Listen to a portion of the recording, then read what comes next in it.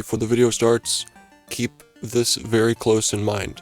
This video is about what class can be the easiest to set up with the absolute most gold loot and be the cheapest and be the most efficient, okay? Keep that in mind. So I'm going to go ahead and cut to the video. You will understand my point of view as I'm explaining stuff. A question people ask all the time: which class is better for gold loot farming?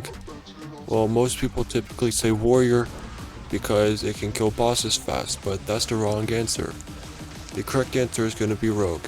The reason for this is because warriors have to have high strength and Neptars or Polaris equipped with an ultimate of 6x strength in order to kill the bosses fast. You are forced to use a gold loot Neptars or Polaris to kill the bosses.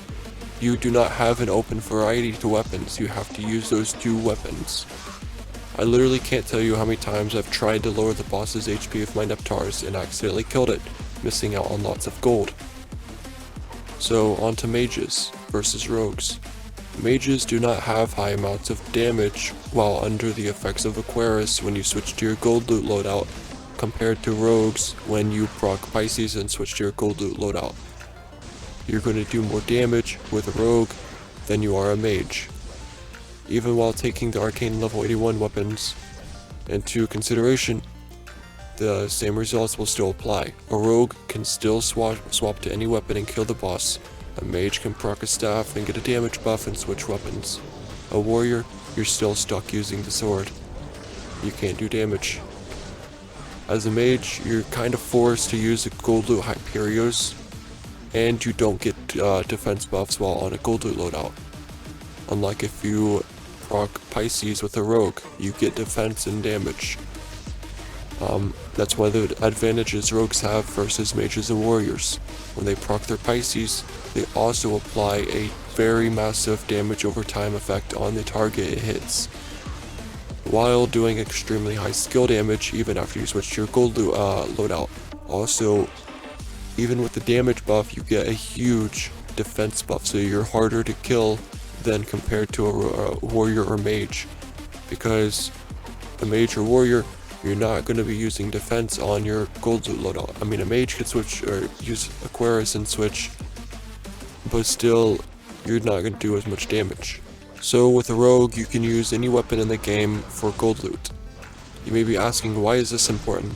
Well, it saves you millions of gold and lots of time, because it is so much easier to have any type of gold loot weapon you want in the game versus a warrior or mage trying to find a Neptars, Polaris, or Hyperios. And Neptars, Polaris, and Hyperios with gold loot is way more expensive than your basic other weapons with gold loot on them. On top of the weapons being more accessible, there are more rogue players in AL than there are warrior and mage players, meaning people awaken items more often than mages and warriors do on their items. You got more rogue items being awoken more than mage and warrior items. I see tons of rogue gold loot gears all the time in the forums and the auction, but when I'm looking for warrior gold loot or mage, it's very rare. And I'm not talking about your basic 100% gold loot weapons. I'm talking about 200%, 180% weapons and things like that. So in the end, my opinion is going to be rogue due to what I've said. You could find weapons more easily.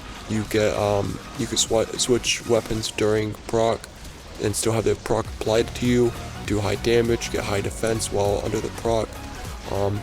You can still do that with a mage. That's why mage is in second place. You could proc Aquarius and go to a different loadout and do damage while having defense buffs, but you're not going to do as much damage as a rogue.